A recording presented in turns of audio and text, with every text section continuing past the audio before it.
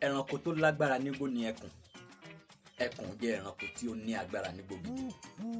Ó sì fẹ́ràn láti máa ṣọdẹ. Ọdẹ gidi ni ẹkùn. Kì í sì jẹ ẹran tí ó bá kú gífà.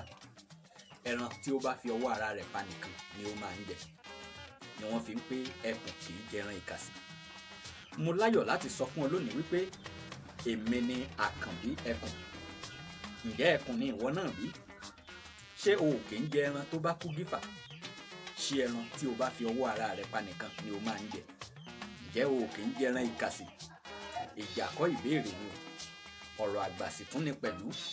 Ẹ jẹ́ ká jọ máa fi ọgbọ́n gbé, ká sì tún jọ máa fi òye digest rẹ̀. Ọmọọba Olúfẹ́mi Ìdòwú Adélékè lórúkọ mi. Ọ̀rọ̀ Fẹ́mi làwọn èèyàn ń pè mí. Èmi ni àkànbí anígbà ọkùnrin. Ẹ ǹlẹ́ ń bẹ̀ wọ́n. ẹ má jẹ́ ló bá yí pa o.